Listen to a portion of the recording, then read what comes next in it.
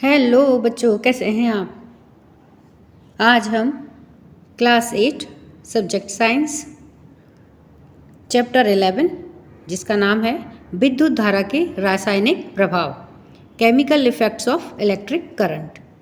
तो इस चैप्टर के हम सभी क्वेश्चन आंसर्स देखने वाले हैं। तो आइए चलिए क्वेश्चन आंसर्स देखते हैं। प्रश्न 1, क्या हर अवस्था में वायु विद्युत की हीन चालक होती है। हीन चालक का मतलब पुअर कंडक्टर। तो उत्तर है नहीं, हर अवस्था में वायु विद्युत की हीन चालक नहीं होती है। तड़ित के समय, यानी कि जब आकाश में बिजली चमकती है तो उसे क्या कहते हैं, तड़ित। तो आकाश में बिजली चमकते समय या फिर तड़ित के समय यह विद्युत की चालक बन जाती है। प्रश्न 2, क्या हीन चालकों की श्रेणी में रखे अन्य पदार्थ भी विशेष परिस्थितियों में अपने में से विद्युत को प्रवाहित होने देते हैं। यानी कि जो पुअर कंडक्टर्स होते हैं, अगर उन्हें किसी विशेष परिस्थिति में रखा जाए तो वह अपने में से विद्युत धारा को प्रवाहित होने देते हैं। तो उत्तर है हाँ, हीन चालकों की श्रेणी में रखे अन्य पदार्थ भी विशेष परिस्थितियों में अपने अंदर से विद्युत को प्रवाहित होने देते हैं। यानी कि वो अलाउ करते हैं कि उनके अंदर से विद्युत धारा प्रवाहित हो सके। प्रश्न 3, विद्युत लेपन यानी कि इलेक्ट्रोप्लेटिंग के क्रियाकलाप को करने के पश्चात इलेक्ट्रोडों को आपस में बदलकर क्रियाकलापों को दोहराने पर क्या प्रेक्षण प्राप्त होंगे। तो उत्तर है विद्युत लेपन या फिर इलेक्ट्रोप्लेटिंग की प्रक्रिया में हम जानते हैं कि कॉपर ऋण ध्रुव पर यानी कि नेगेटिव पोल पर एकत्रित होता है। अतः जिस धातु पर परत चढ़ाते हैं वह ऋण ध्रुव पर ही संयोजित की जाती है, यानी कि नेगेटिव पोल पर ही उसे जोड़ा जाता है। इलेक्ट्रोडों को आपस में बदल करके क्रियाकलाप को दोहराने पर विद्युत लेपन की क्रिया प्रभावित होगी तथा जिस धातु पर विद्युत लेपन करना है वह संपादित नहीं होगा, क्योंकि अब हमने क्या करा है, इलेक्ट्रोडों को आपस में बदल दिया है। तो ऋण पोल की जगह पॉजिटिव पोल आ जाएगा और पॉजिटिव पोल की जगह ऋण पोल आ जाएगा। तो जिसके कारण जो विद्युत लेपन की प्रक्रिया है वह केवल नेगेटिव पोल पर ही होने के कारण अब इलेक्ट्रोप्लेटिंग की या विद्युत लेपन की जो प्रोसेस है वह संपादित नहीं हो पाएगी। अभ्यास प्रश्न 1, रिक्त स्थानों की पूर्ति कीजिए। तो यहाँ पर देखिए ए से लेकर के डी तक में कुछ सेंटेंस दिए गए हैं, कुछ वाक्य दिए गए हैं जिनमें बीच बीच में रिक्त स्थान दिए गए हैं। तो हमें इनमें उचित शब्द भर करके इन रिक्त स्थानों की पूर्ति करनी है। तो आइए इन्हें देखते हैं कि इनमें शब्द क्या आएंगे। अब रिक्त स्थान में ए है कि विद्युत चालन करने वाले अधिकांश द्रव रिक्त स्थान तथा फिर रिक्त स्थान के विलयन होते हैं। तो अब इन रिक्त स्थानों में क्या भरा जाएगा, अम्लों, क्षारकों तथा लवणों के विलयन होते हैं। यानी कि विद्युत चालन करने वाले अधिकांश द्रव या लिक्विड वो किसके विलयन होते हैं, अम्लों, क्षारकों तथा लवणों के विलयन होते हैं। बी है, किसी विलयन से विद्युत धारा प्रवाहित होने पर रिक्त स्थान प्रभाव उत्पन्न होता है। तो यहाँ पर देखिए रिक्त स्थान में क्या आएगा, रासायनिक। तो जब किसी भी विलयन में से विद्युत धारा प्रवाहित की जाती है तो उसमें से कौन सा प्रभाव उत्पन्न होता है, रासायनिक प्रभाव उत्पन्न होता है। तो इस प्रकार से रिक्त स्थान में क्या आएगा, रासायनिक। सी है, यदि कॉपर सल्फेट विलयन से विद्युत धारा प्रवाहित की जाए तो कॉपर बैटरी के रिक्त स्थान टर्मिनल से संयोजित प्लेट पर निक्षेपित होता है। तो यहाँ पर देखिए रिक्त स्थान में क्या आएगा, नेगेटिव, ऋण टर्मिनल से संयोजित प्लेट पर निक्षेपित होता है, जमा होता है। यदि कॉपर सल्फेट विलयन से विद्युत धारा प्रवाहित की जाए तो कॉपर बैटरी का जो नेगेटिव टर्मिनल है उससे संयोजित प्लेट पर निक्षेपित होगा, उस पर जमा होता है। डी है, विद्युत धारा के द्वारा किसी पदार्थ पर वांछित धातु की परत निक्षेपित करने की प्रक्रिया को रिक्त स्थान कहते हैं। यानी कि अगर विद्युत धारा के द्वारा हमें किसी पदार्थ पर वांछित धातु की, किसी भी धातु की अगर हमें परत चढ़ानी है तो उस प्रोसेस को, उस क्रिया को क्या कहते हैं? तो रिक्त स्थान में आएगा विद्युत लेपन। क्या कहते हैं उस क्रिया को? विद्युत लेपन कहते हैं। प्रश्न 2,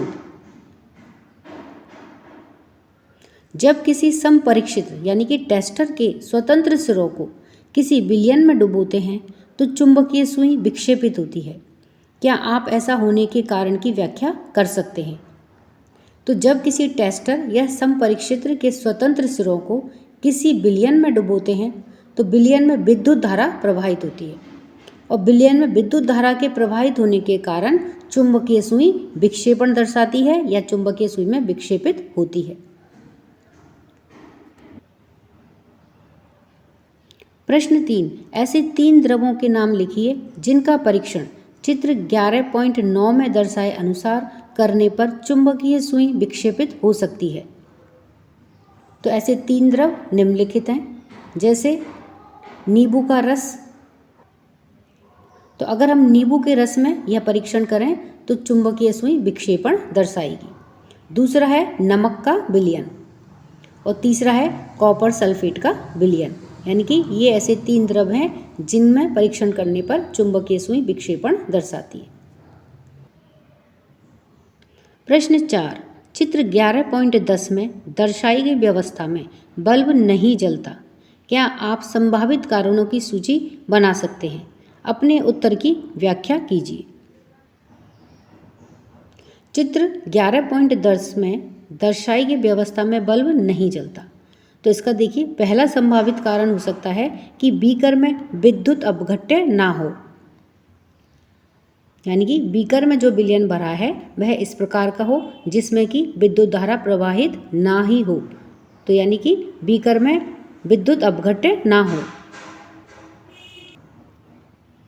ग्लूकोज विलयन, अल्कोहल अथवा आसुत जल होने पर बल्ब नहीं जलेगा, यानी कि ये विद्युत अपघट्य द्रव नहीं है। तो अगर ये यानी कि ग्लूकोज विलयन, अल्कोहल या फिर आसुत जल इस बीकर में रखा है तो इसमें से विद्युत धारा प्रवाहित नहीं होगी जिससे कि बल्ब नहीं जलेगा। तो पहला संभावित कारण तो यह हो सकता है कि बीकर में विद्युत अपघट्य ना हो। और दूसरा कारण यह हो सकता है कि विद्युत धारा दुर्बल हो, इसलिए एलईडी का उपयोग किया जा सकता है जो दुर्बल विद्युत धारा प्रवाहित होने पर भी दीप्त होता है। यानी कि लो फ्रीक्वेंसी की इसमें विद्युत धारा प्रवाहित हो रही है जिसके कारण की जो बड़ा बल्ब है वह नहीं जल पा रहा है। तो हमें लो वोल्टेज की जो एलईडी होती है उससे हमें जला करके देखना चाहिए, क्योंकि एलईडी दुर्बल विद्युत धारा प्रवाहित होने पर भी जलती है, दीप्त होती है। प्रश्न 5, 2 द्रवों ए तथा बी में विद्युत चालन की जांच करने के लिए एक समपरीक्षित यानी कि टेस्टर का प्रयोग किया गया। यह देखा गया कि समपरीक्षित यानी कि टेस्टर का बल्ब द्रव ए के लिए चमकीला दीप्त हुआ, जबकि द्रव बी के लिए अत्यंत ही धीमा दीप्त हुआ, यानी कि बहुत डिम उसकी लाइट थी।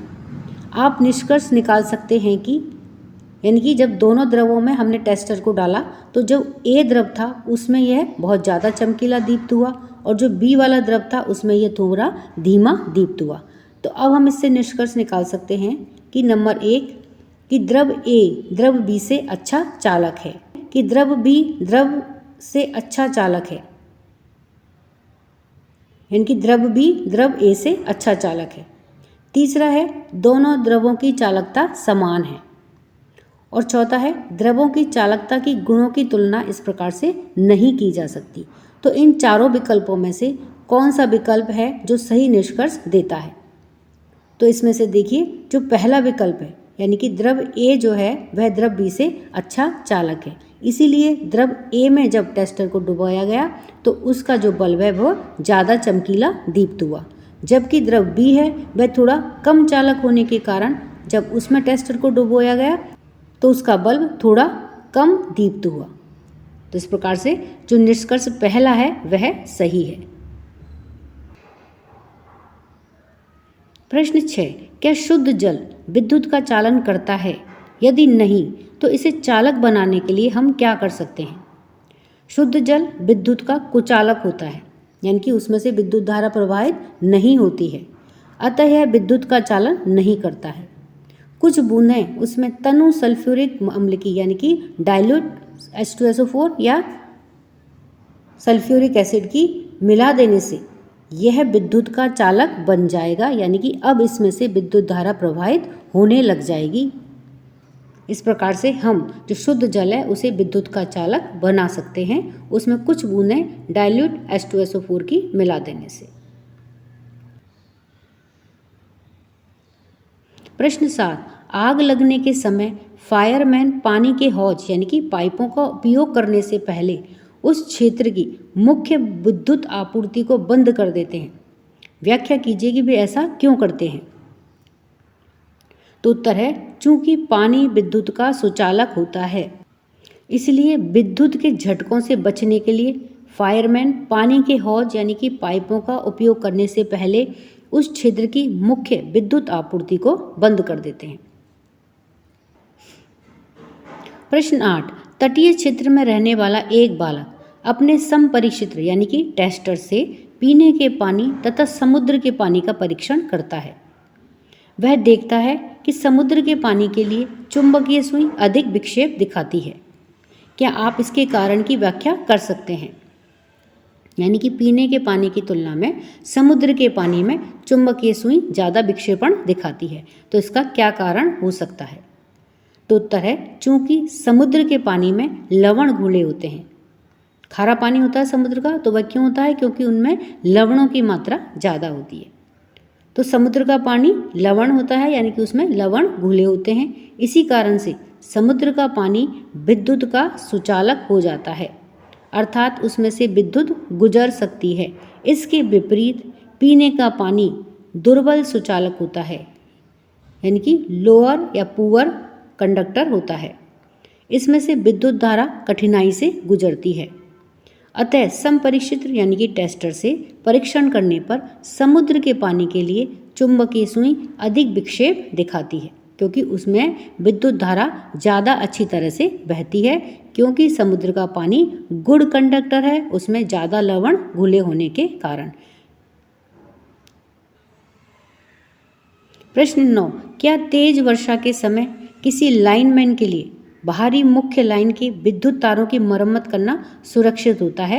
व्याख्या कीजिए। यानी कि तेज बरसात हो रही है, उस समय कोई लाइनमैन जो मुख्य लाइन होती है बिजली की, उसके तारों की मरम्मत करना उसके लिए सुरक्षित होता है या नहीं? व्याख्या कीजिए। तो उस समय में लाइनमैन के लिए यह बिल्कुल भी सुरक्षित नहीं होता है, क्योंकि तेज वर्षा के समय किसी भी लाइनमैन के लिए बाहरी मुख्य लाइन के विद्युत तारों की मरम्मत करना सुरक्षित नहीं होता है, क्योंकि तेज वर्षा के समय तार जो होते हैं वह पानी में भीग जाते हैं, और जो वर्षा जल होता है वह विद्युत का चालक होता है, जिसकी वजह से लाइनमैन को विद्युत का झटका लग सकता है। प्रश्न 10, पहेली ने सुना था कि वर्षा का जल उतना ही शुद्ध होता है जितना कि आसुत जल। आसुत जल यानी कि डिस्टिल्ड वाटर। इसलिए उसने एक स्वच्छ कांच के बर्तन में कुछ वर्षा का जल एकत्रित करके समपरिक्षित्र यानी कि टेस्टर से उसका परीक्षण किया। उसे यह देख करके आश्चर्य हुआ कि चुंबकीय सुई विक्षेप दर्शाती है। इसका कारण क्या हो सकता है? तो यह सत्य है कि वर्षा का जल आसुत जल जितना ही शुद्ध होता है, परंतु वर्षा के जल में वायुमंडल में उपस्थित बहुत सी अशुद्धियाँ जैसे कार्बन डाइऑक्साइड, सल्फर डाइऑक्साइड आदि घुल जाती हैं, जो कि वर्षा के जल को चालक बना देती हैं। इसलिए टेस्टर से जब वर्षा के जल को परीक्षण करते हैं तो चुंबकीय सुई विक्षेपण दर्शाती है। प्रश्न 11, अपने आसपास उपलब्ध विद्युत लेपित यानी कि इलेक्ट्रोप्लेटिंग वस्तुओं की सूची बनाइए। यानी कि ऐसी वस्तुओं की सूची बनानी है जिनके ऊपर इलेक्ट्रोप्लेटिंग यानी कि किसी धातु की परत चढ़ी हुई होती है। तो हमारे आसपास उपलब्ध इलेक्ट्रोप्लेटिंग या विद्युत लेपित वस्तुओं की सूची निम्नलिखित है। जैसे पहला है स्नान घर की टोंटी, गैस बर्नर तथा साइकिल के रिम आदि पर क्रोमियम का लेपन किया जाता है। दूसरा है आभूषण बनाने वाली सस्ती धातुओं पर चांदी तथा सोने का विद्युत लेपन करते हैं। तीसरा है लोहे के ऊपर टिन का विद्युत लेपन करते हैं। चौथा बाल्टी या फिर लोहे की बाल्टी पर जिंक की परत निक्षेपित कर दी जाती है। और पांचवा है रसोई के बर्तन आदि पर। प्रश्न 12, जो प्रक्रिया आपने पाठ्यपुस्तक के क्रियाकलाप 11.7 में देखी वह कॉपर के शोधन में उपयोग होती है, यानी कि कॉपर को शुद्ध करने के लिए वह प्रक्रिया उपयोग में ली जाती है। एक पतली शुद्ध कॉपर की छड़ एवं एक अशुद्ध कॉपर की छड़ इलेक्ट्रोड के रूप में उपयोग की जाती है। कौन सा इलेक्ट्रोड बैटरी के धन टर्मिनल से संयोजित किया जाए, कारण भी लिखिए। तो उत्तर है कि अशुद्ध कॉपर की छड़ जो कि एनोड का कार्य करती है उसको बैटरी के धन टर्मिनल से संयोजित किया जाना चाहिए। कॉपर सल्फेट में विद्युत प्रवाहित करने पर धनायन कैथोड की ओर गति करते हैं और शुद्ध धातु कैथोड पर जमा हो जाती है और अशुद्धियाँ एनोड के निकट या एनोड के तल के नीचे बैठ जाती है। तो इस प्रकार से हमने इस पाठ के सभी अभ्यास कार्य को देखा है। वीडियो पसंद आने पर वीडियो को लाइक करें, शेयर करें। चैनल पर नए हैं तो सब्सक्राइब करना ना भूलें। मिलते हैं नए वीडियो में। इसी के साथ धन्यवाद।